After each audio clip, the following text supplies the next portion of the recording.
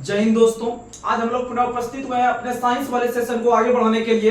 तो जिस तरह से आपका सपोर्ट मिल रहा है, आप लोग उसी तरह से लगातार बनकर रहिएगा और आप लोग अधिक से अधिक मेहनत करने का प्रयास कीजिएगा, जिससे कि आगे जो भी एग्जाम का शुरुआत हो, आपका जो है कि अंतिम रूप से सिलेक्शन हो।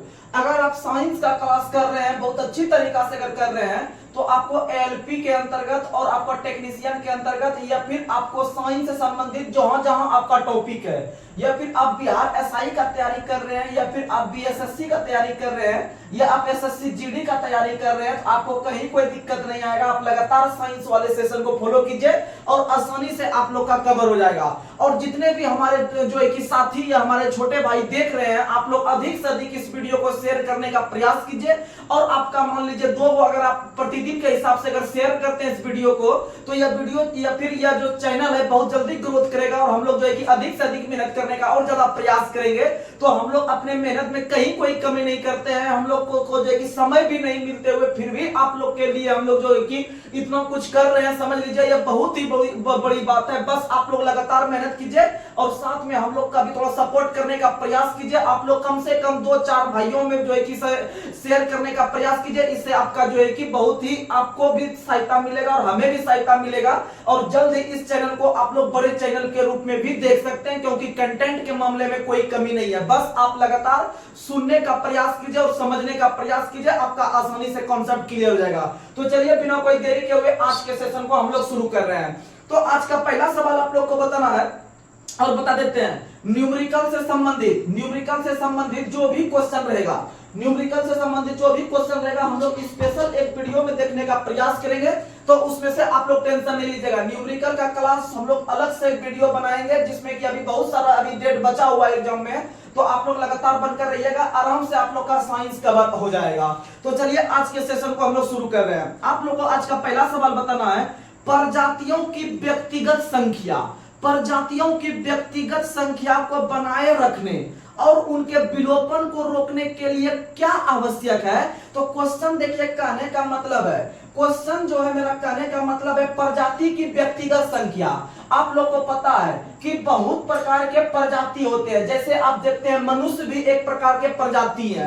आपको विभिन्न प्रकार का जानवर वगैरह होता है या पशु पक्षी होता है, वो भी किसी न किसी प्रजाति से बिलोंग करते हैं। यानी जैसे आप लोग को पता है कि अभी विभिन्न प्रकार के जैसे आप जंतु को देखिएगा, यानी जैसे आप रेड पांडा को देख सकते हैं। ये जो रेड पांडा है, यह जो है कि आपका विलुप्त प्राय प्राणी के अंतर्गत आया है। यानी कि इसका जो आपका प्रजाति है, यह प्रजाति धीरे धीरे अपने विलुप्त की ओर अग्रसर हो रहा है और जो है कि न के बराबर देखने के लिए मिल रहा है। या फिर आप देख सकते हैं और सारा चीज, जैसे कि आप लोग को पता है कि जैसे कि आपको जो हलवाहक कहा जाता है, यानी कि हमारे पृथ्वी पर का जो हलवाहक कहा जाता है, किसको कहते हैं हम लोग को पता है, चील वगैरह को। तो चील वगैरह भी देख रहे हैं कि धीरे धीरे जो है कि आप लोग को नजर नहीं आता होगा। यानी एक प्रकार से ये लोग विलुप्त के कगार पे चल रहे हैं। इसका मतलब है कि उसका प्रजाति धीरे धीरे नष्ट हो रहा है। तो इसका मतलब है कि इस प्रजाति को बचाने के लिए, यानी कि प्रजाति की व्यक्तिगत संख्या को बनाए रखने तथा उनके विलोपन का मतलब हो गया विलुप्त हो जाना, यानी उसका नामो निशान मिट जाना। उसको बचाने के लिए जो है कि क्या करना आवश्यक है, याद रखिएगा, प्रजनन करना आवश्यक है। क्या करना? प्रजनन। ये क्वेश्चन आपका ओरिजिनल रेलवे का पूछा हुआ क्वेश्चन है, आप याद रखिएगा एलपी का ही पूछा हुआ क्वेश्चन है। तो इस तरह का क्वेश्चन आता है, आप लोग ध्यान दीजिएगा। अगर हम बात करते हैं वैसे जीव जंतु जो विलुप्त प्राय या संकटाग्रस्त स्थिति में है, इसको हम लोग रेड डाटा बुक में रखते हैं। किस में रखते हैं? रेड डाटा बुक में रखते हैं। और रेड डाटा बुक में आप लोग को पता है कि इसका पहली बार प्रकाशन जो किया गया था 1964 में। रेड डाटा बुक जो है वह आपका विलुप्त प्राय या संकटाग्रस्त स्थिति वाले जीव जंतु को दर्शाया जाता है। और उसमें पता है कि उसका पहली बार प्रकाशन जो किया गया था 1964 ईस्वी में। और याद रखिएगा, प्रजनन जो होता है यह आपके 2 लिंग से मिलकर होता है, एक मेल या एक फीमेल। जैसे हम पुरुष में देखते हैं या फिर मनुष्य में देखते हैं, तो मनुष्य में जो प्रजनन होता है वह मेल से और फीमेल से। और मेल का जो होता है आपका कौन सा हार्मोन काम करता है, तो आप लोग को पता है मेल का टेस्टोस्टेरोन और फीमेल का एस्ट्रोजन। फीमेल का क्या काम करता है? एस्ट्रोजन काम करता है। और मेल के अंतर्गत ये दोनों मिलकर युग्मनज का निर्माण करते हैं। अर्थात युग्मनज होने के बाद जो है कि आपका ये प्रजनन की प्रक्रिया प्रक्रिया पूर्ण होती है और आगे पीढ़ी दर पीढ़ी जो है कि आपका प्रजाति चलने का काम करते हैं। और यह जो प्रजनन होता है आप लोग को पता है, प्रजनन जो सबसे अधिक होता है वो लैंगिक अभिक्रिया में, किसमें होता है? लैंगिक अभिक्रिया में सबसे अधिक प्रजनन संभव है। और लैंगिक का मतलब होता है दो अलग अलग जो मिलने से जो निर्माण होता है आपका प्रजाति का, उसे हम लोग लैंगिक जनन कहते हैं। और सबसे अधिक उत्परिवर्तन जो होता है वो लैंगिक जनन में होता है, याद रखने का प्रयास कीजिएगा। चलिए हम लोग आगे बढ़ते हैं। अगला क्वेश्चन, ध्वनि की दृढ़ता को दोहराए प्रतिबिंब का परिणाम होती है तो उसे क्या कहते हैं? यानी मान लीजिए अगर हम यहां से आवाज निकाल रहे हैं, जब हमको कान में दोबारा रिफ्लेक्ट होकर हमारे कान में हमारी आवाज को पहुंचेगा तो उसे ही प्रतिध्वनि कहते हैं। इसका मतलब उसे हम लोग इको साउंड कहते हैं। क्या कहते हैं? उसे हम लोग इको साउंड कहते हैं। इसे हम लोग हिंदी में प्रतिध्वनि कहते हैं, कहने का मतलब है। और प्रतिध्वनि सुनाई पड़ने के लिए आप लोग को पता है कि जहां से इसका उद्गम हो रहा है ध्वनि का और जहां पर टकरा के ये लौट रहा है, इसके बीच की दूरी लगभग आपको 16.6 मीटर होना चाहिए, अर्थात लगभग 55 फीट के बराबर होना चाहिए। 16.6 मीटर या 55 फीट के बराबर होना चाहिए, याद रखिएगा। और आप लोग को पता है कि प्रतिध्वनि सुनाई के लिए दोनों के बीच का इतना हो गया। अगर हम आपसे पूछे कि जो आपका हीरा चमकता है किसके कारण? पूर्ण आंतरिक परावर्तन। उसके बाद अगर पूछे आपसे कि जो मृग मरीचिका बनता है मरुस्थल में, उसका बनने का भी कारण क्या है? तो याद रखिएगा उसके लिए है पूर्ण आंतरिक परावर्तन, पूर्ण आंतरिक परावर्तन। उसके बाद आपका जो तारा जो टिमटिमाता है वह प्रकाश के अपवर्तन के कारण, प्रकाश के अपवर्तन। और सूर्योदय के समय और सूर्यास्त के समय सूर्य का जो ललिमा रंग दिखाई पड़ता है वह प्रकीर्णन के कारण। किसके कारण? प्रकीर्णन के कारण। आप लोग याद रखने का प्रयास कीजिएगा। चलिए हम लोग आगे बढ़ते हैं। अगला क्वेश्चन बताना है, प्रकाश का क्वांटम सिद्धांत किसके द्वारा प्रदान किया गया था? तो प्रकाश का क्वांटम सिद्धांत मैक्स प्लांक ने दिया था। किसने दिया था? मैक्स प्लांक ने, याद रखिएगा। 1900 ईस्वी में क्वांटम सिद्धांत देने का काम किया गया था, यह दिया था मैक्स प्लांक ने। और आपको बता दें कि क्वांटम संख्या 4 प्रकार की होती है। कितने प्रकार की होती है? 4 प्रकार की होती है, याद रखिएगा। अगला क्वेश्चन, सबसे कठोरतम पदार्थ कौन सा है? हीरा। हमारे पृथ्वी पर सबसे कठोरतम पदार्थ पूछेगा तो हीरा, और सबसे कठोरतम तत्व पूछेगा तो प्लेटिनम। सबसे कठोरतम अगर पूछेगा सबसे कठोरतम तत्व कौन सा है तो याद रखिएगा, अगर पूछेगा कि सबसे कठोरतम तत्व पूछेगा तो प्लेटिनम मारेंगे। अगर क्वेश्चन पूछेगा कि सबसे कठोर पदार्थ कौन सा है, सबसे कठोर पदार्थ कौन सा है तो मारेंगे हीरा।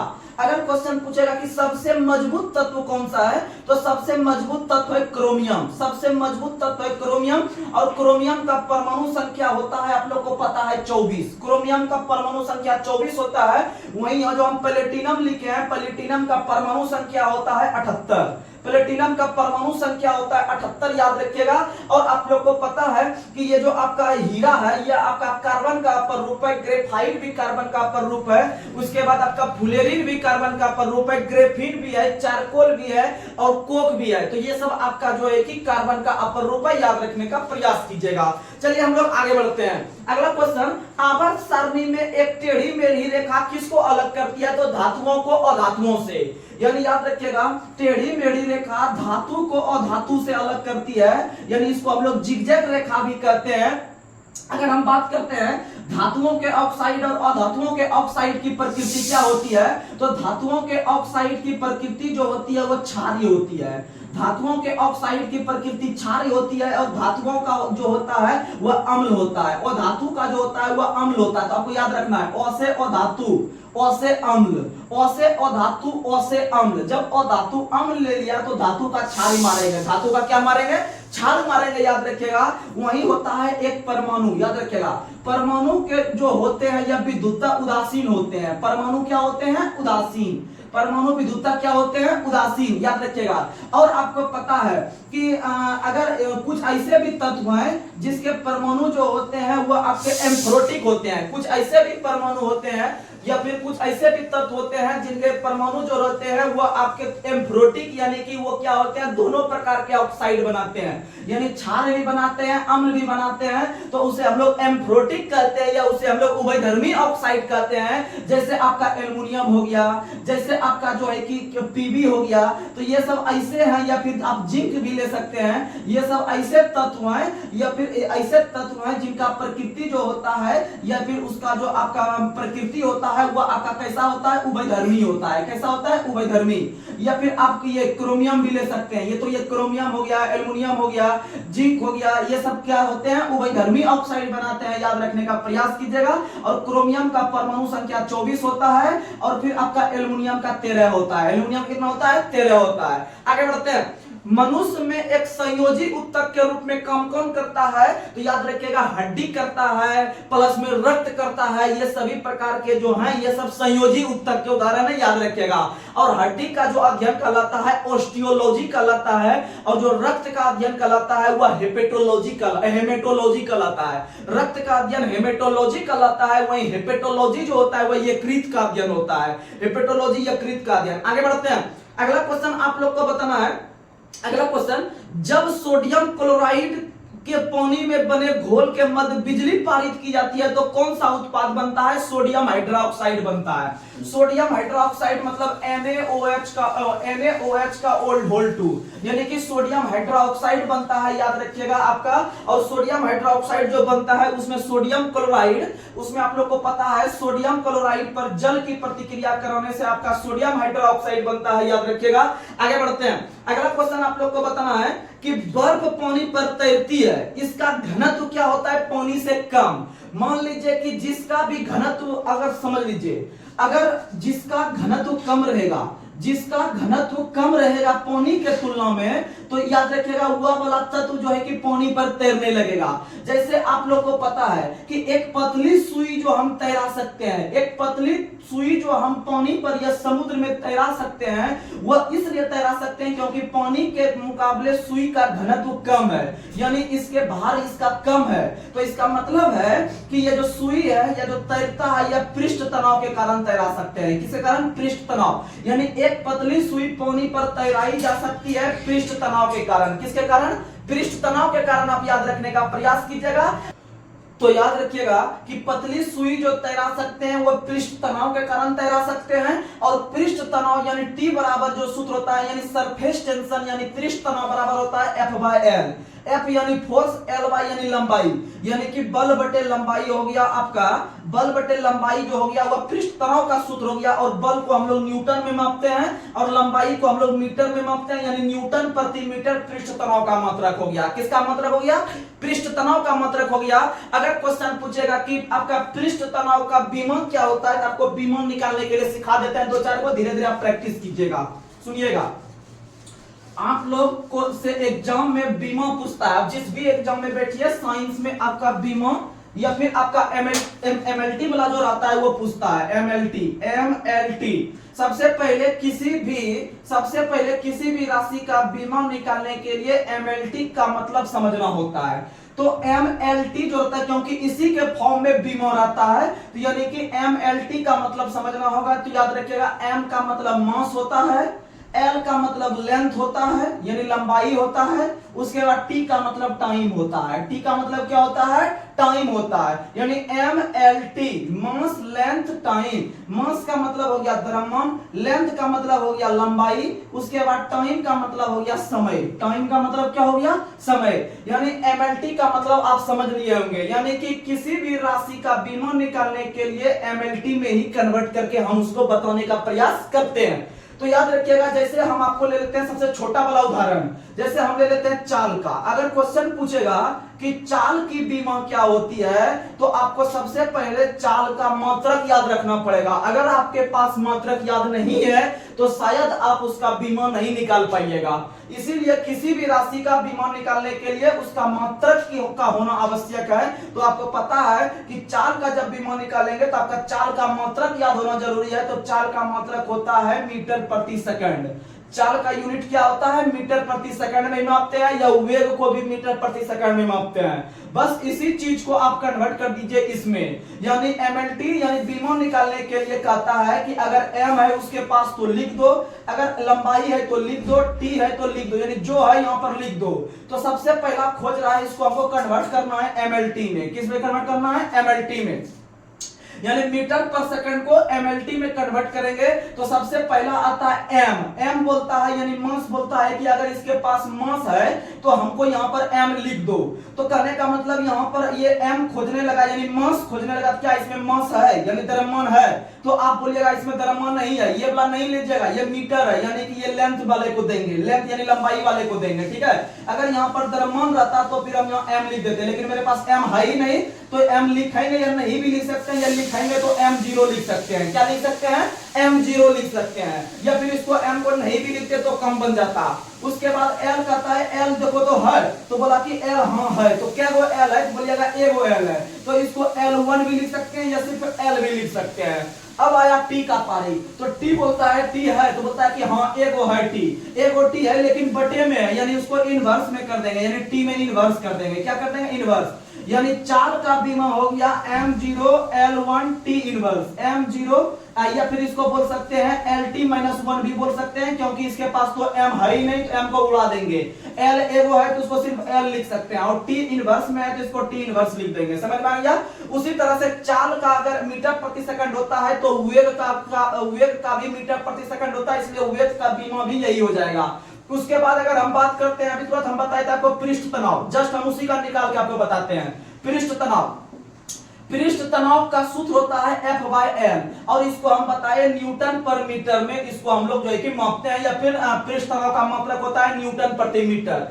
न्यूटन प्रति मीटर होता है, इसका मतलब है कि आपको इसमें तोड़ना है पहले, इसमें क्या क्या है, क्योंकि न्यूटन अकेले नहीं होता है। न्यूटन जो होता है आप लोग को पता है कि आप लोग पढ़ते होंगे, होता है F बराबर ma होता है, यानी कि बल जो है यहाँ पर जो न्यूटन आया है इसमें दो वो राशि छुपा हुआ है। तो कौन राशि छुपा हुआ है? क्योंकि आपको पता है कि बल यानी F बराबर ma होता है, यानी इसमें दो राशि छुपा हुआ है। ये जो न्यूटन है इसमें दो राशि छुपा हुआ है, m और a छुपा हुआ है। इसका मतलब बल जो निकालने लगिएगा तो आपको दो राशि लिखना पड़ेगा, द्रव्यमान और त्वरण लिखना पड़ेगा, क्योंकि F बराबर ma यानी कि बल बराबर द्रव्यमान गुना त्वरण होता है, द्रव्यमान गुना त्वरण होता है। इसका मतलब है कि इसको जो न्यूटन को जब तोड़िएगा तब न्यूटन को, इसको यहां लिख देते हैं न्यूटन पर मीटर, इसी को तोड़ के लिखना है ना, तो इसमें दो राशि छुपा हुआ है, द्रव्यमान भी छुपा हुआ है, त्वरण, यानी आप इसके बदले में लिख सकते हैं kg इसके लिए, और गुना लिख सकते हैं त्वरण का मीटर पर सेकंड स्क्वायर, त्वरण का होता है मीटर पर सेकंड स्क्वायर।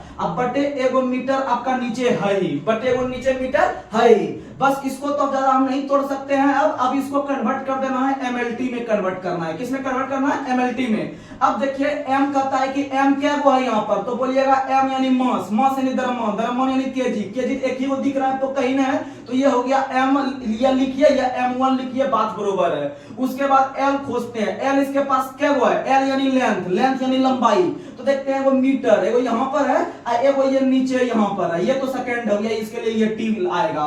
तो इसका मतलब है कि ये m है और ये m है, ये m और ये m से क्या हो जाएगा? दोनों आपस में कट जाएगा। क्या हो जाएगा? कट जाएगा। तो यहाँ पर l जो हो जाएगा मेरा 0 हो जाएगा, l कितना हो जाएगा? 0। अब बात करते हैं t का, t का बात करते हैं यानी कि टाइम यानी समय का। यहाँ पर सेकंड स्क्वायर बचा हुआ है लेकिन ये है भाग में, यानी ये नीचे में है, तो इसको हम लगा सकते हैं आपका t पे -2। क्या लगा सकते हैं? t -2। अगर एक सेकंड बचता तो इसको लिखते t-1। यहाँ पर आपका s स्क्वायर लिखा हुआ है यानी सेकंड स्क्वायर लिखा हुआ है, तो आप लिखिएगा -2, यानी कि m, इसको लिख सकते हैं आप m भी लिख सकते हैं, और l को नहीं भी लिखेगा तो काम चल जाएगा, तो m हो गया t-2 हो गया। ये हो गया आपका आंसर। समझ में आया कि नहीं? आपको एक और बताने का प्रयास करते हैं, आप घर पे प्रैक्टिस कीजिएगा, आपसे पढ़ना चालू हो जाएगा। सुनिएगा अगला।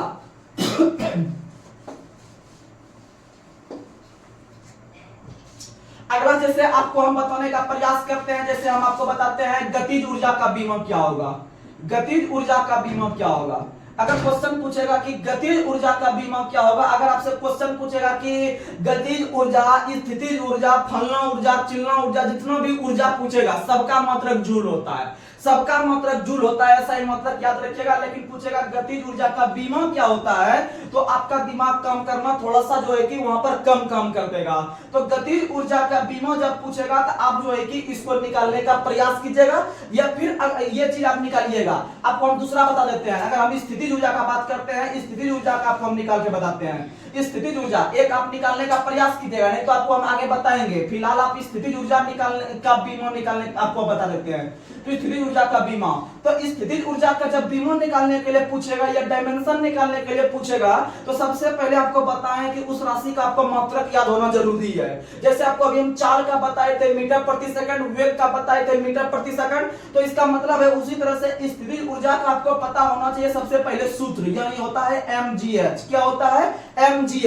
और mgh को अब आप तोड़ के लिखते हैं तो क्या क्या है, तो m जो होता है वो मास होता है। m क्या होता है? मास होता है। मास यानी द्रव्यमान होता है। और g जो होता है ग्रेविटेशन होता है, यानी इसको जो हम तोड़ के लिखेंगे ये इसको लिख देते हैं सीधा kg लिख देते हैं मास को, ठीक। और g यानी ग्रेविटेशन यानी छोटी g का जो होता है वैल्यू वह त्वरण के बराबर होता है, यानी उसके लिए आपको हम बहुत बार बार बताए हैं मीटर प्रति सेकंड होता है। और छोटी g का मान आपको ऐसे भी बताया है 9.8 मीटर पर सेकंड स्क्वायर होता है, यानी लेकिन इसका जो मात्रक होता है वो मीटर प्रति सेकंड स्क्वायर होता है। तो g के जगह हम लिख सकते हैं मीटर प्रति सेकंड स्क्वायर, ठीक। ये सब आपस में गुना है, आगे हम कम क्रिया कर देंगे। और यानी यहाँ हो गया h, h का मतलब हाइट। हाइट को हम मापते हैं किसमें? मीटर में मापते हैं। किसमें मापते हैं? मीटर में। बस कम बन गया।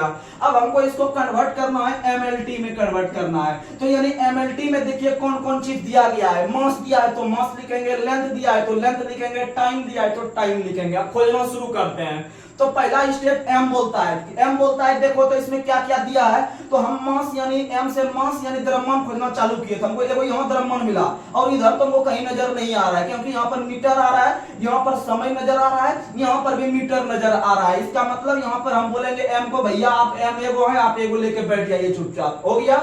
उसके बाद l यानी लेंथ, लेंथ यानी लंबाई। लंबाई देखिए तो इसमें क्या गो है, तो आप बोलिएगा कि जब इसको हम सॉल्व करेंगे ना, इसको जब सॉल्व करेंगे तो हम देख पा रहे हैं यहाँ पर कि ये चीज जो है आपका सेकंड स्क्वायर ये बटे में है। ये किस में है?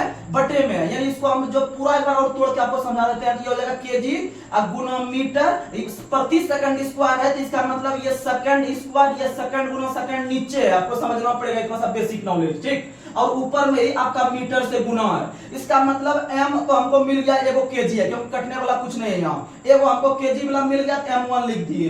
अब यहाँ पर लेंथ का पारी है तो लेंथ देखिए तो क्या है यहाँ पर, तो m गुना m यानी ध्रुव आपके पास मीटर लेंथ दिया है। इसका मतलब मीटर स्क्वायर है। इसका मतलब ये इसको आप लिख सकते हैं l स्क्वायर लिख सकते हैं। क्या लिख सकते हैं? l स्क्वायर लिख सकते हैं, क्योंकि 2 m है।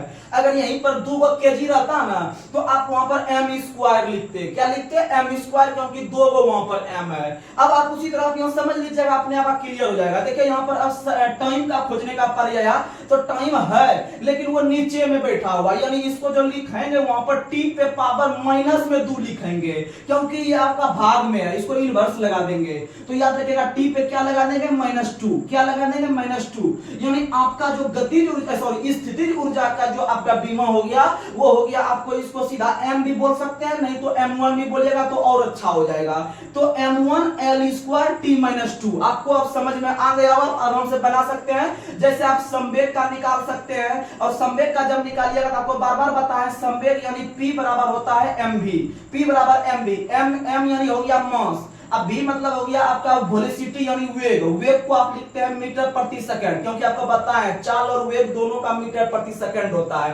अब आप कन्वर्ट कर दीजिएगा यहाँ पर m हो गया, फिर l आपका ऊपर में हो गया, और t जो है वो उसको गुणा में नहीं लिखिएगा, t को आप गुणा में लिखिएगा, लेकिन t के ऊपर में -1 लगा दीजिएगा, क्योंकि यहाँ पर आपका एगो s है, ठीक है। अगर 2 s रहता यहाँ पर आपका 2 s आ जाता तो आप यहाँ पर -2 लगा देते। समझ में आ गया? तो हम यह आशा रखते हैं कि आप अपने घर में जहां भी आप तैयारी कर रहे हैं आप आराम से जो है कि 2-4 बनाने का प्रयास कीजिएगा, आपसे बन जाएगा। नहीं तो आगे और भी न्यूमेरिकल का जब बताएंगे तो एक दिन में 20-20 सवाल बताएंगे आपको एक वीडियो में, तो उसमें आपका बहुत सारा कॉन्सेप्ट क्लियर हो जाएगा। तो आप लोग चलिए हम लोग आगे बढ़ते हैं।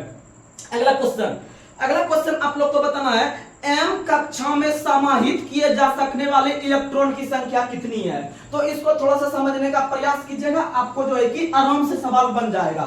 नहीं जो जानते होंगे बनाने के लिए उनसे एग्जाम में आता होगा या सेट में आता होगा तो छूट जाता होगा, लेकिन आज के बाद नहीं छूटेगा आपका। एक मतलब मान लीजिए अगर आप गलत मार देते होंगे तो आपका 1.5 नंबर लगभग माइनस में चल जाते होंगे।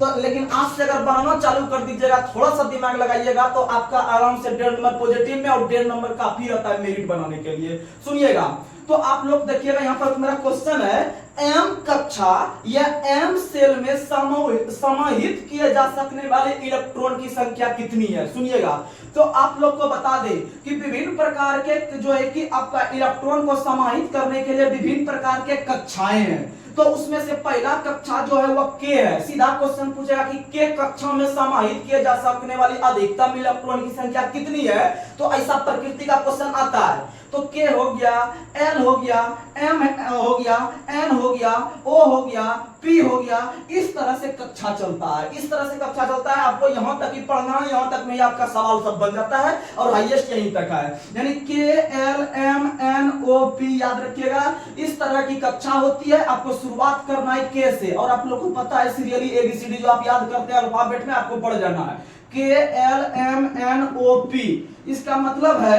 कि के को आपको पहला कक्षा मानना है, एल को दूसरा कक्षा मानना है, एम को तीसरा कक्षा मानना है, और एन को चौथा मानना है, ओ को पांचवा मानना है, और पी को छठा मानना है। समझ में आ गया?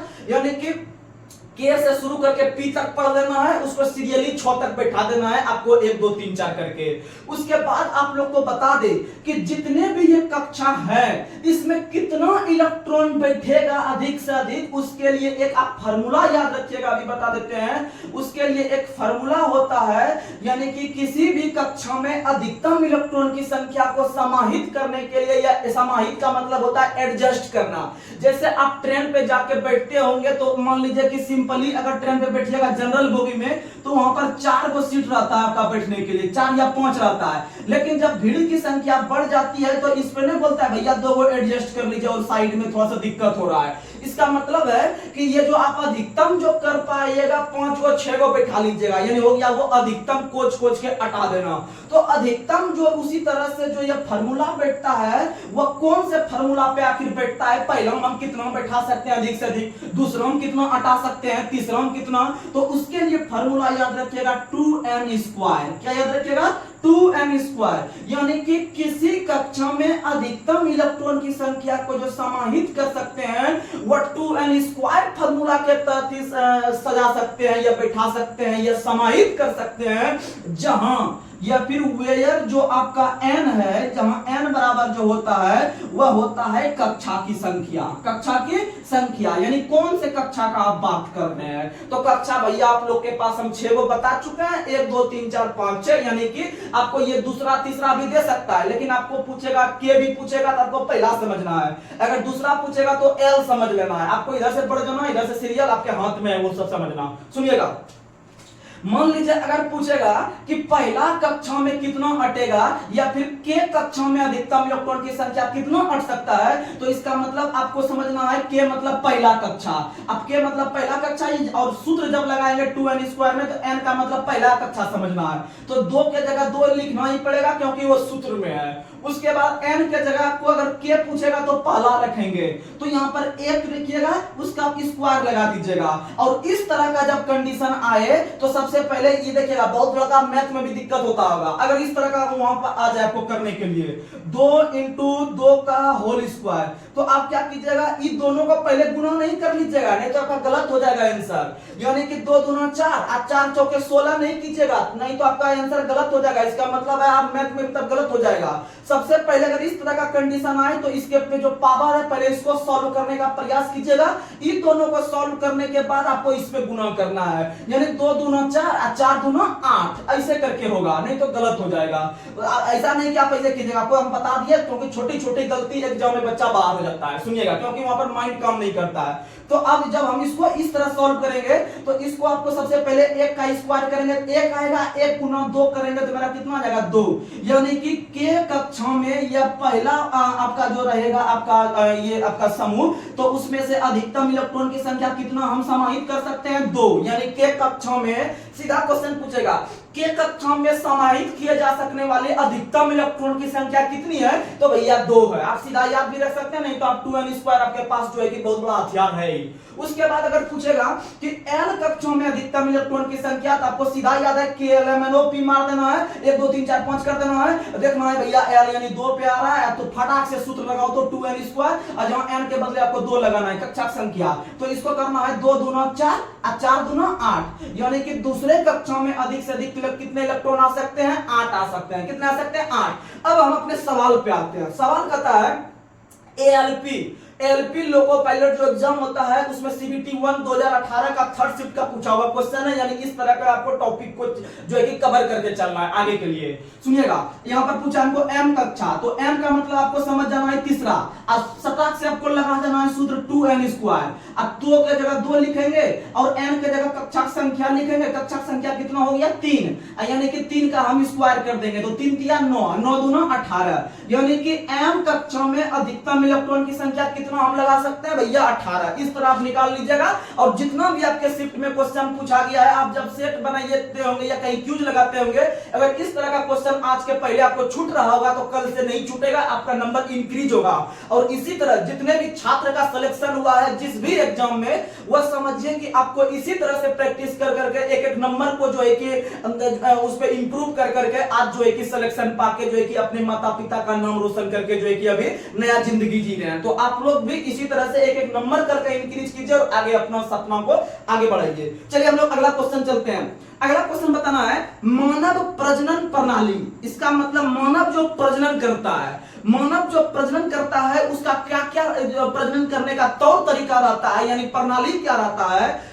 क्वेश्चन कहता है मानव प्रजनन प्रणाली का कौन सा हिस्सा मां के रक्त के भ्रूण को पोषण प्रदान करने में मदद करता है? गर्भनाल। कौन प्रदान करता है? गर्भनाल। और गर्भनाल नहीं रहेगा ऑप्शन में तो आपका प्लेसेंटा रहेगा। क्या रहेगा? प्लेसेंटा। यानी याद रखिएगा कि आपका जब बच्चा भ्रूण के रूप में पल रहा होता है पेट में, तो उनको जो भोजन मिलता है प्लेसेंटा के द्वारा या गर्भनाल के द्वारा। प्लेसेंटा के द्वारा या गर्भनाल के द्वारा याद रखने का प्रयास कीजिएगा। चलिए आगे बढ़ते हैं। अगला क्वेश्चन आप लोग को बताना है। अगला क्वेश्चन पौधों का सर्वाधिक प्राकृतिक ऑक्सीजन कौन सा है? तो आप लोग सुनिएगा कि पेड़ पौधों में विभिन्न प्रकार के पादप हार्मोन पाए जाते हैं। उसमें से जो एक पादप हार्मोन है ऑक्सीन नाम का पादप हार्मोन, इसे हम लोग किस नाम से जानते हैं? तो ए के नाम से जानते हैं, लेकिन ए के पहले आई लगा देना है, यानी ऑक्सीन हार्मोन को IAA के नाम से जानते हैं। सीधा क्वेश्चन एग्जाम में पूछा गया था कि आपका कि पौधों का सार्वभौमिक प्राकृतिक ऑक्सीजन कौन सा है? तो IAA है। IAA है। ऐसा क्वेश्चन अक्सर बिहार दरोगा में डायरेक्ट पूछ लिया जाता है, जो कि साइंस का लेवल रहता है और कोई किसी बच्चा को पता नहीं रहता है कि क्या क्वेश्चन आएगा। साइंस में बहुत लेवल हाई रहता है, आपको उतना हाई नहीं रहता, लेकिन एक आध दो क्वेश्चन यहाँ से पूछता है, कहां से पूछता है पता ही नहीं चलता है। तो वो सबके लिए हार्ड रहता है, आपको टेंशन नहीं लेना है, लेकिन वो रिजल्ट मेकर नहीं है। वो एक दो क्वेश्चन जो है कि ऐसे आप बाद में चलता है, क्योंकि आप लोग को पता है कि लगभग अगर आप बिहार दरोगा का तैयारी कर रहे हैं तो बिहार दरोगा के अंतर्गत आपको जो है कि हाईएस्ट अगर आपको फाइनल सिलेक्शन पाना है तो आपको मेंस में अगर आप लगभग अगर आप 80 नंबर ला लेते हैं, 78 से 80 नंबर ला लेते हैं, आपका जनरल से रिजल्ट हो जाएगा 80 नंबर में। क्योंकि इधर आप अगर 20 क्वेश्चन छोड़ भी देते हैं तो आपका आराम से सिलेक्शन होगा। और इसी 20 क्वेश्चन में ये एक आध दो क्वेश्चन इस प्रकृति का रहता है, तो ये सब रहता है क्वेश्चन, उसके लिए आपको टेंशन नहीं लेना है। लेकिन हाँ, इजी क्वेश्चन एक भी गलती नहीं करना है, नहीं तो आप बाहर चल जाइएगा टीम से।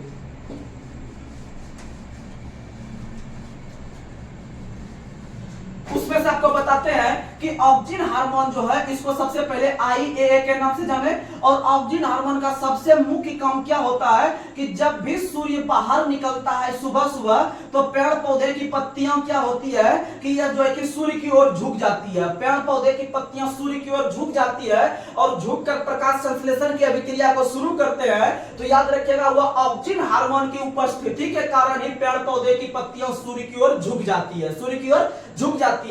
वहीं एक और आपका पादप हार्मोन है जिसका नाम है एथिलीन। एथिलीन पादप हार्मोन एकमात्र पादप हार्मोन है आपका पेड़ पौधे में पाया जाता है जो गैस के रूप में मिलता है। किस रूप में मिलता है?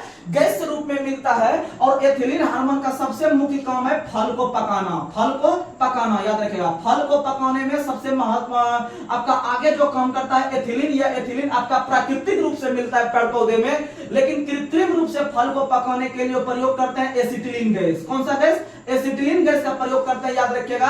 और एक और हार्मोन होता है आपका ट्रोमेटिन हार्मोन। ट्रोमेटिन हार्मोन जो होता है पेड़ पौधे में जो मिलता है आपका, इसका सबसे मुख्य काम क्या है कि घाव को भरना, घाव को भरना।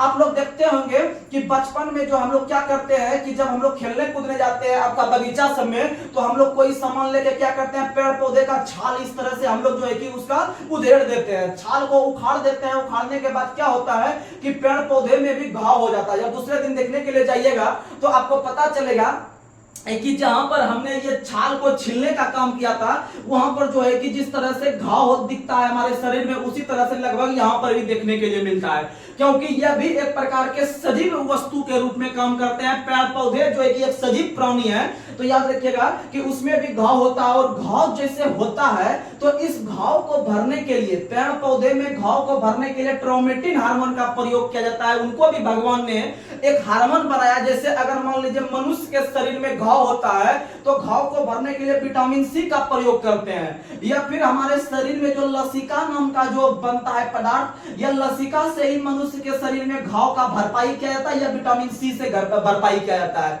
उसी प्रकार से पेड़ पौधे किनको बोलने के लिए जाएगा कि हमको घाव हो गया है, इसीलिए जो है कि प्राकृतिक ने या भगवान ने इनके अंदर भी ट्रोमेटिन नाम का हार्मोन पहले से उपस्थित रखा है, इसीलिए इस घाव को भरने के लिए ट्रोमेटिन हार्मोन का प्रयोग करते हैं। और जब ट्रोमेटिन हार्मोन का इतना बड़ा काम होता है कि किसी पेड़ पौधे में घाव की भरपाई कर देते हैं, तो इसीलिए ये एक प्रकार के डॉक्टर के रूप में काम करते हैं। तो याद रखिएगा डॉक्टर हार्मोन के नाम से ट्रोमेटिन हार्मोन को जानते हैं। उसके बाद एक हार्मोन है साइटोकाइनिन पादप हार्मोन। साइटोकाइनिन पादप हार्मोन का सबसे मुख्य काम है कोशिका विभाजन करना। कोशिका विभाजन करना, याद रखिएगा कोशिका विभाजन करना सबसे महत्वपूर्ण काम है साइटोकाइनिन का। वहीं एक पादप हार्मोन है जिबरेलिन। जिबरेलिन नाम का पादप हार्मोन जो रहता है वह बौने पौधे को लंबे करता है। बौने पौधे को क्या करता है, लंबे करता है। वहीं एक और पादप हार्मोन है जिसका नाम है फ्लोरिजेंस। फ से फ्लोरिजेंस और फ से फूल खिलाना।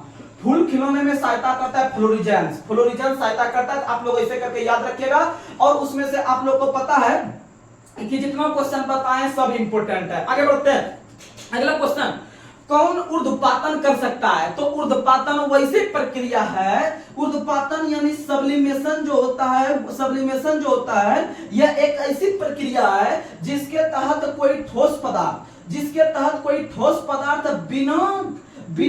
बिना जल या आपका द्रव रूप में बदले डायरेक्ट कन्वर्ट हो जाता है। किसमें? गैस रूप में। किस रूप में? गैस रूप में। यानी सिंपली देखा जाता है कि कोई ठोस पदार्थ है वह जो पहले जल में आएगा यानी द्रव में आएगा, तब इसका वाष्पीकृत होकर गैस के रूप में ऊपर उठ जाएगा। लेकिन ऊर्ध्वपातन प्रक्रिया के तहत बहुत सारे ऐसे पदार्थ मिलते हैं जो कि बिना जल या बिना द्रव के स्थिति में आए डायरेक्ट ठोस से गैस में परिवर्तित हो जाता है, उसे हम लोग ऊर्ध्वपातन करते हैं या सब्लिमेशन करते हैं। जैसे कि आप लोग को सबसे बेस्ट उदाहरण है कपूर हो गया, नेफ्थलीन हो गया, उसके बाद आप लोग को पता है कपूर, नेफ्थलीन, उसके बाद फिर हो गया अमोनियम क्लोराइड। तो ये सब ऐसे पदार्थ हैं जो कि आपका ऊर्ध्वपातन का सबसे बेस्ट उदाहरण है। आगे बढ़ते हैं, अगला क्वेश्चन, बल की परिभाषा को किस आधार पर व्याख्या किया जा सकता है? तो न्यूटन के प्रथम गति नियम पर।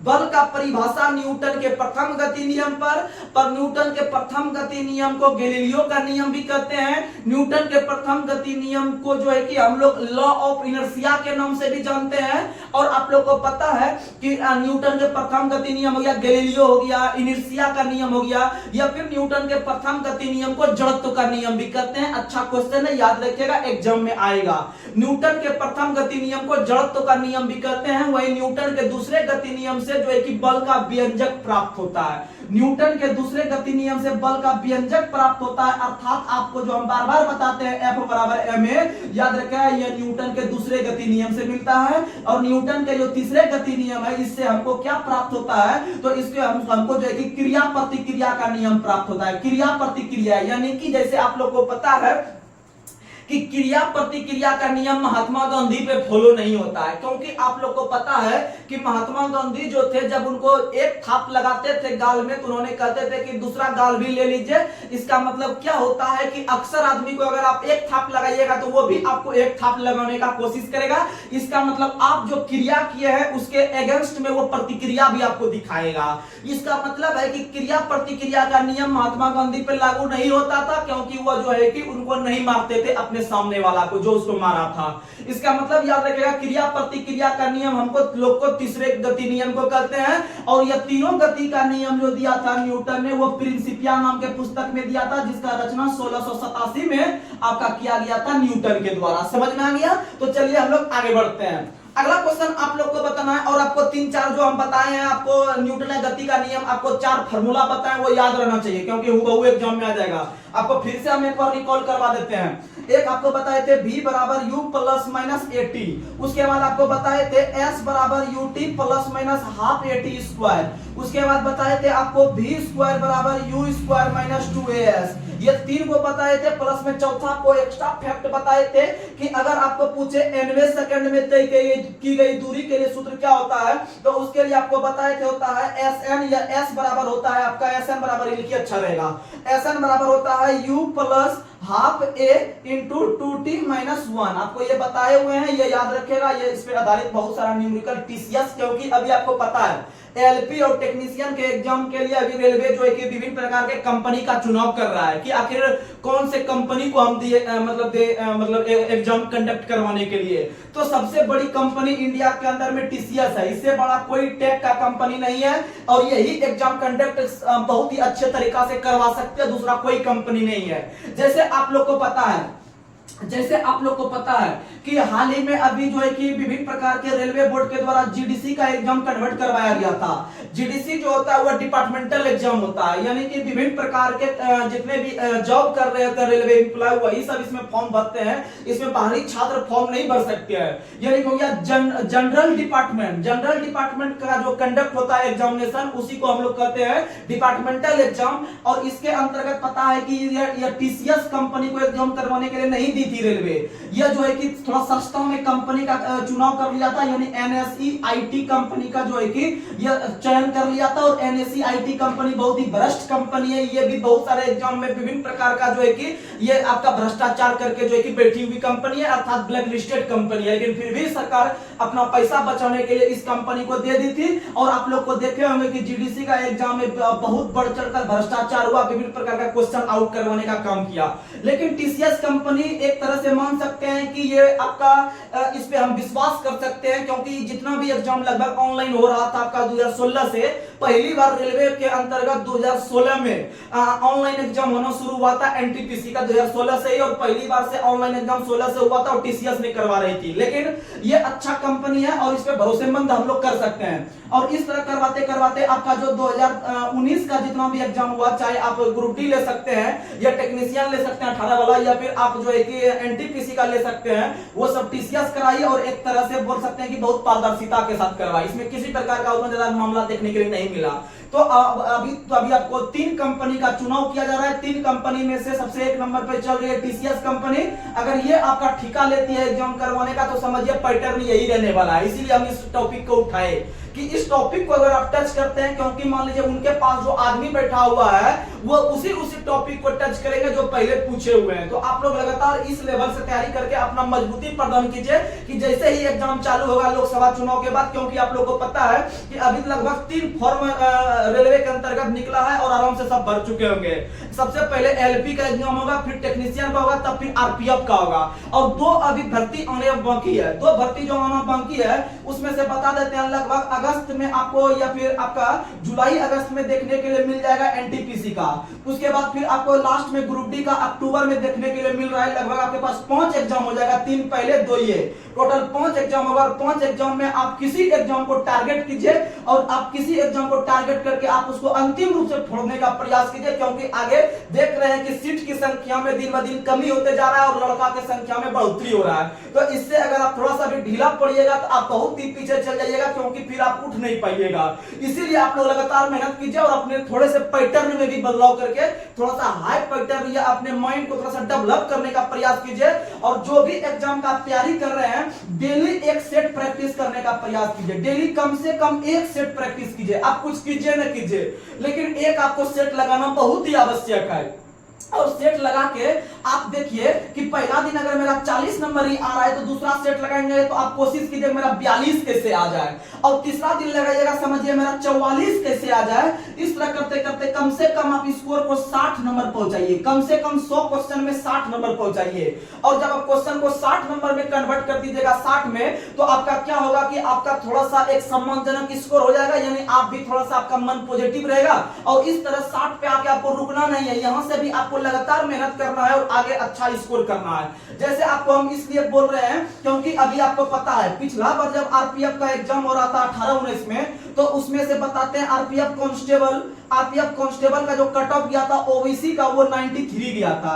93 मार्क्स 120 में 93 मार्क्स गया था ओबीसी का कट ऑफ। और उसमें से आपको बता दे कि इतना कट ऑफ जा रहा है 120 में, समझ सकते हैं, यानी कि 92-96 यानी कि लगभग 80% कट ऑफ जा रहा है। और इस बार भी 80% प्लस रहेगा, लेकिन कम नहीं रहेगा, चाहे वो आरपीएफ रहे या कांस्टेबल रहे या एसआई रहे।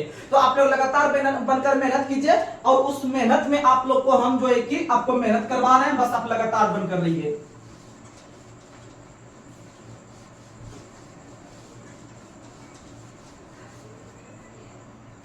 चलिए हम लोग आगे बढ़ते हैं। अगला क्वेश्चन आप लोग को बताना है कि कौन सा जानवर अपना लिंग बदल सकता है? सनेल। कौन सा जानवर अपना लिंग बदल सकता है? तो सनेल याद रखिएगा। आगे बढ़ते हैं। किस प्रकार के प्रजनन में अधिक विविधता उत्पन्न होती है? लैंगिक प्रजनन। आपको कुछ देर पहले बताए थे। लैंगिक प्रजनन का मतलब है दो अलग अलग लिंग वाले प्राणी से जो प्रजनन होता है उसको लैंगिक प्रजनन कहते हैं, और इसी के माध्यम से सबसे अधिक विविधता उत्पन्न होती है। आगे बढ़ते हैं। अगला क्वेश्चन, पानी के द्वारा ऊपर की तरफ लगाया गया बल क्या कहलाता है? उत्प्लावक बल। क्या कहलाता है? उत्प्लावक बल हो गया। वहीं तैरने का जो नियम दिया है वह किसने दिया है? आर्किमिडीज ने। और आर्किमिडीज ने आप लोग को पता है कि उत्तोलक का भी सिद्धांत दिया है। उत्तोलक जो होता है आप लोग को पता है कि कोई भी भारी भरकम काम करवाने के लिए जो हम मशीन का सहायता लेते हैं वो एक उत्तोलक का रूप है। यानी कि याद रखिएगा उत्तोलक जो होते हैं, आपको समझिएगा, यह जो उत्तोलक होते हैं इसको हम लोग लीवर कर देते हैं, जो कि इंग्लिश में क्या कहते हैं? लीवर। और उत्तोलक जो होते हैं यह उत्तोलक 3 प्रकार के होते हैं, और 3 प्रकार के जो उत्तोलक होते हैं उसमें से होता है एक प्रथम श्रेणी का उत्तोलक, एक होता है द्वितीय श्रेणी का उत्तोलक, एक होता है तृतीय श्रेणी का उत्तोलक। यानी और इसमें से हमको 3 चीज देखने के लिए मिलता है। 3 शब्द का ही आपका इसमें खेल है, 3 शब्द पे ही उत्तोलक का निर्माण हुआ है। तो ये 3 शब्द कौन है? तो पहला शब्द आप लोग को याद रखना है, पहला शब्द याद रखना है फलक्रम। क्या याद रखना है? फलक्रम। और फलक्रम को हम लोग हिंदी में क्या कहते हैं? तो फलक्रम को हम लोग हिंदी में क्या कहते हैं? तो याद रखिएगा इसको कहते हैं आलंब। क्या कहते हैं? आलंब। वहीं पर अगर आप बात करते हैं दूसरा शब्द इसमें क्या देखने के लिए मिलता है? लोड। क्या देखने के लिए मिलता है? लोड। और लोड को हम लोग क्या कहते हैं? भार। लोड को क्या कहते हैं? भार। वही जो इसमें तीसरा चीज हमको देखने के लिए मिलता है, क्या देखने के लिए मिलता है? तो याद रखिएगा इफर्ट देखने के लिए मिलता है। क्या देखने के लिए? इफर्ट। नहीं, आप लोग अगर क्रिकेट मैच देखते होंगे या फिर कोई आदमी से सुनते होंगे हम तो अपना पूरा इफर्ट लगाए लेकिन जो है कि मेरा काम ही सक्सेस नहीं हो पाया, या फिर अगर कोई खिलाड़ी छक्का मारने की कोशिश किया यानी अपना पूरा इफर्ट लगाया लेकिन बॉल फंस गया खिलाड़ी के हाथ में और कैच आउट हो गया, या फिर कोई खिलाड़ी चौका मारने का प्रयास किया और वहां पर क्या किया कि कोई फील्डर जो था, जैसे रविंद्र जडेजा बहुत बड़ा फील्डर है, तो वो क्या करते हैं अपना पूरा इफर्ट लगा देते हैं और जो है कि उस बॉल को पकड़ लेते हैं। इसीलिए वो जो है कि विश्व के अच्छे ऑलराउंडर या फिर एक अच्छे फील्डर के रूप में भी जाने जाते हैं। तो इसका मतलब वो अपना फुल इफर्ट लगा रहा है। इफर्ट का मतलब क्या होता है? आयास लगा रहा है। आयास यानी आयास को ही हम लोग प्रयास के नाम से भी जानते हैं। आयास को हम लोग प्रयास के, क्योंकि वो अपना इफर्ट लगा रहा है यानी प्रयास लगा रहा है। प्रयास यानी आयास समझना है। यानी इसी 3 शब्द पे पूरा खेल है आपका उत्तोलक का, लीवर का। और उत्तोलक जो होता है एक प्रकार के मशीनी क्रिया के माध्यम से हम लोग जो है कि कोई कार्य संपन्न कर देते हैं। जैसे आप लोग को पता है आजकल के जमाने में क्या है कि विभिन्न प्रकार का बड़ा बड़ा घर जब रहता है 4-5 आपका महल का, तो उसको भी नीचे से हम लोग जैक लगा के उसको विभिन्न प्रकार के टेक्निक का यूज करके हम क्या करते हैं उसको पूरे घर को थोड़ा सा और हाइट पे उठा देते हैं। इसका मतलब वो असंभव कार्य को भी संभव जो बनाते हैं एक मशीनी क्रिया के द्वारा, वो और उसको हम लोग कहते हैं उत्तोलक। क्या कहते हैं? उत्तोलक। याद रखें यानी लीवर करते हैं। वहीं पर आप लोग को पता है जैसे आप ट्रेन पे चलते होंगे तो ट्रेन पे चलने में क्या होता है, जब आपको लाल चाय वाला आता होगा बेचने के लिए तो उसमें से आप लोग देखते होंगे कि जैसे एक आपका कप में चाय दिया, चाय देने के बाद ऊपर में आपका जो है कि नींबू ऐसे करके मशीन में पकड़ा, सट से इसे दबा दिया। इसका मतलब है कि वह बिना हाथ का यानी प्रयोग किए हुए आसानी से जो है कि उसका कार्य को संभव कर रहा है। तो आप लोग समझ सकते हैं वो एक प्रकार का उत्तोलक के अंतर्गत आया। समझ में आ गया? या फिर मान लीजिए यहाँ पर कील ठोका हुआ है, कील को हम लोग हाथ से नहीं खींच सकते हैं, लेकिन वहीं पर अगर पिलास से आप ऐसे करके कीजिएगा या पलास से, उसी को हम लोग किताबी भाषा में पलायर कहते हैं, पिलास को पलायर कहते हैं, यानी उसको हम आसानी से खींच सकते हैं। तो इस प्रकार का जो संबंध है वो उत्तोलक से ही संबंध रहता है। तो हम लोग आगे मिलेगा चैप्टर, या तो हम लोग आगे समझेंगे उत्तोलक को, तो पहले हम यहाँ समझते हैं। तो प्रथम श्रेणी का उत्तोलक, द्वितीय श्रेणी का उत्तोलक, तृतीय श्रेणी का उत्तोलक होता है। तो इसमें से आप लोग को बता दें कि तीनों उत्तोलक इसी तीनों शब्द पे काम करता है। तो उसमें से याद रखिएगा कि प्रथम श्रेणी के उत्तोलक में बीच में कौन रहता है, द्वितीय श्रेणी के उत्तोलक में बीच में कौन रहता है और तृतीय में कौन रहता है। तो इसी तीनों में कोई जो है कि आपका शुरू में रहता है, कोई लास्ट में रहता है, कोई बीच में रहता है। इस तरह से प्रथम श्रेणी के उत्तोलक का कार्य संभव करवाता है। द्वितीय श्रेणी में भी तीनों रहता है, लेकिन तीनों आपस में बदलते रहता है आपका तीनों में। तो सुनिएगा, यहां से क्वेश्चन पूछता है कि प्रथम श्रेणी के उत्तोलक में बीच में कौन सी राशि रहती है, दूसरे में कौन रहती है बीच में, और तीसरे में कौन रहती है बीच में। तो ये तीनों ही रहेगी, लेकिन अलग अलग रहेगी। तो आप लोग याद रखिएगा ट्रिक एक FLE, यानी प्रथम श्रेणी के उत्तोलक में आपके बीच में F रहने वाले हैं। F का मतलब फलक्रम समझना है। तो सीधा क्वेश्चन पूछेगा कि किस प्रकार किस श्रेणी के उत्तोलक में मतलब किस श्रेणी के उत्तोलक में जो है कि फलक्रम बीच में रहता है। तो आप लोग बोलिएगा प्रथम श्रेणी। या फिर फलक्रम किस प्रकार के श्रेणी में बीच में रहता है, बोलेगा प्रथम श्रेणी। समझ में आ गया? इधर से पूछे या उधर से पूछे, आपको बात बरोबर करना है। उसके बाद दूसरों में जो रहता है आपका L यानी लोड रहता है बीच में, और तीसरों में आपका इफर्ट रहता है बीच में। यानी कि पहला में जो F यानी फलक्रम रहा बीच में, तो इसका मतलब ये दोनों उसके अगल बगल रहेगा। दूसरों में जो लोड रह रहा है, लोड यानी ये भार रह रहा है, इसके अगल बगल जो रहेगा वो ये दोनों रहेगा। और इसमें तीसरों में जो इफर्ट लग रहा है, इफर्ट मतलब आपको समझना है कि इसमें बीच में ये रहेगा और अगल बगल ये दोनों रहेगा। समझ में आ गया? उसके बाद ये तो आपका इंग्लिश में हो गया FLE इंग्लिश में। अगर हिंदी में रहेगा तो आप लोग देखिएगा एक टेक्निक का यूज कीजिएगा। मान लीजिए कि आपको एग्जाम में यह क्वेश्चन आया और आपका इंग्लिश में याद है, आपको हिंदी में याद है नहीं कि तीनों का हिंदी नाम क्या होता है, तो आप लोग उसका इंग्लिश में कन्वर्ट कर लीजिएगा। इंग्लिश में भाषा चेंज कर लीजिएगा, क्योंकि ऑनलाइन में इंग्लिश करने का सुविधा है। तो आप लोग इसको इंग्लिश में कन्वर्ट करके जो है कि आराम से आंसर मार सकते हैं। नहीं तो आपको हिंदी में भी बता देते हैं। याद रखिएगा वाक्य वाक्य आभा, याद रखिएगा वाक्य, पहले आप इधर लिख देते हैं वाक्य वाक्य आभा आया, वाक्य वाक्य आभा आया।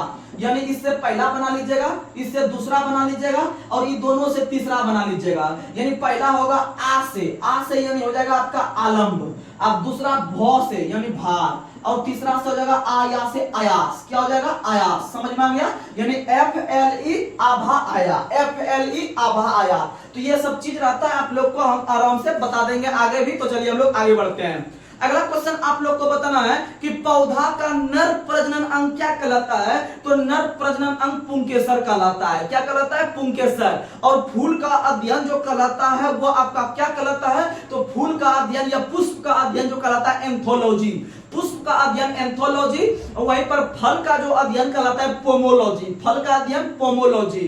और आप लोग को बता दें सब्जी का जो उत्पादन करते हैं कौन प्रकार के खेती में, तो ओलेरीकल्चर में। सब्जी का उत्पादन करने का जो आपका क्या कहलाता है? ओलेरीकल्चर कहलाता है। और अंगूर का खेती विटीकल्चर कहलाता है। अंगूर का खेती क्या कहलाता है? विटीकल्चर कहलाता है। याद रखने का प्रयास कीजिएगा। चलिए आगे बढ़ते हैं। अगर किसी चालक तार का प्रतिरोध आधा कर दिया जाए तो उसका ऊष्म प्रभाव क्या हो जाएगा। यानी ये थोड़ा सा क्वेश्चन है, थोड़ा सा हटके, लेकिन ये कोई बड़ी बात नहीं है। आज के बाद आप आराम से बना दीजिएगा क्वेश्चन। तो सुनिएगा मेरा बात, देखिएगा। क्वेश्चन है कि अगर किसी चालक तार का प्रतिरोध, अगर मान लीजिए चालक तार है, इसमें प्रतिरोध आप समझ रहे होंगे क्या है। प्रतिरोध का मतलब होता है विरोध करना। मान लीजिए धारा प्रभावित हो रहा है तो उसमें जो विरोध हो रहा है, यानी कम जो वोल्टेज पूर्ण रहा है, आखिर कौन सा क्रिया के तहत? प्रतिरोध के तहत। तो आप लोग याद रखिएगा क्वेश्चन है कि अगर किसी चालक तार का प्रतिरोध आधा कर दिया जाए तो उसका ऊष्म प्रभाव क्या हो जाएगा। तो इसका मतलब यहाँ पर हमको ऊष्म प्रभाव देखने के लिए मिल रहा है। यानी कि आपको ऊष्म का मतलब ऊष्मा उष्मा का मतलब गर्मी होता है। क्या होता है? गर्मी यानी हीट। तो सुनिएगा, उष्म प्रभाव, और उष्म प्रभाव को हम लोग शॉर्ट में पढ़ते हैं हीट के नाम से, और इसको डिनोट करते हैं एच से। आपको यहाँ पर एक हम व्यंजक बताते हैं, एक आपको सूत्र बताते हैं, आप उस पर याद रखिएगा। उस पर न्यूमेरिकल भी आता है क्वेश्चन, और जो भी लगभग 2 शिफ्ट में एक दिन जरूर पूछा है इस पर आधारित क्वेश्चन, तो आपको सूत्र बताते हैं, आप याद रख लीजिएगा। तो उष्म प्रभाव जो है कि जिसको सूचित करते हैं एस से, और एच बराबर होता है आपका I square into R T. H बराबर होता है I square into R T. तो भैया इसमें क्या क्या क्या होता है आपको हम पहले इंगित कर देते हैं। एच का मतलब आपको उष्म प्रभाव समझना है, और आई का मतलब विद्युत धारा। जैसा कि आप लोगों को पता है आई बराबर क्यू आई टी आप लोगों को बता दिया, या क्यू बराबर आई टी यानी आई यानी विद्युत धारा होता है। तो आई का मतलब आपको धारा समझना है, आर का मतलब रेसिस्टेंस यानी प्रतिरोध समझना है, जो कि आपको सवाल में देखने के लिए मिल जाएगा, और टी का मतलब समय। टी का मतलब समय। और जानते हैं यहाँ पर न्यूमेरिकल क्या पूछेगा? न्यूमेरिकल यही पूछेगा कि किसी तार में किसी चालक तार का में धारा प्रभावित हो रहा है 10 एम्पियर का है, और प्रतिरोध का मान 5 है, और 10 सेकंड तक प्रभावित होता है। तो उसमें धारा का मान ज्ञात करें या उसमें प्रभाव ज्ञात करें, तो आप लोग सीधा इन तीनों को जो है कि इस सूत्र में बना दीजिएगा, आ जाएगा, याद हो जाएगा। यानी H बराबर आई स्क्वायर इंटू आर टी। अब आप बता सकते हैं कि ये जो H है यानी उष्म धारा का जो प्रभाव है यह किसके बराबर है? तो आई स्क्वायर इंटू आर टी के बराबर है। यानी अगर तार की लंबाई को अगर तार का प्रतिरोध का मान को बढ़ाएंगे तो इधर मेरा जो है कि उष्म प्रभाव यानी H का मान भी बढ़ेगा। H का मान भी क्या होगा? बढ़ेगा। वहीं आपका समय का मान बढ़ेगा तो ये आपका हीट का मान भी बढ़ेगा, और विद्युत धारा का मान भी बढ़ेगा तो इसका मान भी बढ़ेगा, और इस सब का मान घटेगा तो इसका मान भी घटेगा, क्योंकि आपस में दोनों समानुपाती है यानी बराबर है। तो इसका मतलब आप बता सकते हैं कि जब हम अब ये क्वेश्चन पे तब समझ में आएगा। क्वेश्चन है, अगर किसी चालक तार का प्रतिरोध आधा कर दिया जाए, इसका जो प्रतिरोध है इसका प्रतिरोध का मान जब हम आधा कर देंगे, क्या कर देंगे? आधा कर देंगे, यानी कि आधा, यानी पहले मान लीजिए 5 है, 5 से आधा कर दिया, 2.5 हो गया। और जो हो गया इसका मतलब इसका मान कम हो गया, यानी इसका इस तरह से इंगित होने लगा, तो इसका मतलब इसका मान भी इस तरह से आएगा, और इसका मान भी आधा कम होगा। कितना कम होगा? आधा। यानी जितना उधर वाला कम होगा उतना इधर वाला कम होगा, जितना उधर वाला बढ़ेगा उतना इधर वाला भी बढ़ेगा। आप लोग समझिएगा और याद रखिएगा, ये उष्म प्रभाव का जो मतलब होता है ये जूल होता है। क्या होता है? जूल होता है। याद रखने का प्रयास कीजिएगा, और ये सब क्वेश्चन जो है कि एग्जाम में आता है, आप लोग याद रखिएगा। H बराबर आई स्क्वायर इंटू आर टी, और H बराबर आई स्क्वायर जो होता है या फिर आपका उष्म धारा का जो प्रभाव होता है इसको जूल का नियम कहते हैं। कौन सा नियम कहते हैं? जूल का नियम कहते हैं। आप लोग याद रखने का प्रयास कीजिएगा। तो चलिए आज के सेशन को हम लोग यहीं पर समाप्त कर रहे हैं। तब तक के लिए जय हिंद, जय भारत।